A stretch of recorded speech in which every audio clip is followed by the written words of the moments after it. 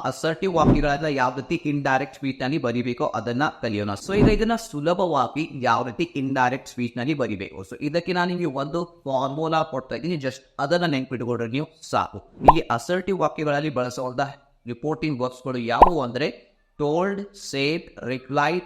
Done Gonzalo ಹೇಳ್ತಾ ಇದ್ದಾನೆ I want a bench to myself. So ಬನ್ನಿ ಹಾಗಾದ್ರೆ ಇದನ್ನ ಸಾಲ್ವ್ ಮಾಡೋಣ. ಡೋನ್ ಗೊಂಜಾಲೋ ಟೋಲ್ಡ್ ಅನ್ನುವಂತಹ ರಿಪೋರ್ಟಿಂಗ್ ವರ್ಬ್ ನಾವಿಲ್ಲಿ ಬಳಸೋಣ. ಯಾರಿಗೆ ಈ ವಾಕ್ಯ ಮಾತನ್ನ ಹೇಳಲಾಗ್ತಾ ಇದೆ? ಜಾನಿಟೋ. ಸೊ ಹಾಗಾದ್ರೆ ಜಾನಿಟೋ ಹೆಸರನ್ನ ನಾವಿಲ್ಲಿ ಬರೆಯೋಣ, Juanito. Don Gonzalo told Juanito that. So ಈಗ ಇದ ನಂತರ I want a wedge to myself ಅಂತ ಈ ವಾಕ್ಯ ಇದೆ. ಇದನ್ನ ಇಂಡೈರೆಕ್ಟ್ ಸ್ಪೀಚ್ ನಲ್ಲಿ ಬರೀಬೇಕು. ಸೊ ಡೈರೆಕ್ಟ್ ಸ್ಪೀಚ್ ನಲ್ಲಿ ಐ ಅಂತ ಕೊಟ್ಟಿದ್ರೆ ಅದನ್ನ ಹಿ ಅಥವಾ ಶಿ ಆಗಿ ಬದಲಾವಣೆ ಮಾಡಬೇಕು. Don Gonzalo told Juanito that he. So ಇಲ್ಲಿ ವಾಂಟ್ ಅನ್ನುವಂತಹ ವರ್ಬ್ ಇದೆ.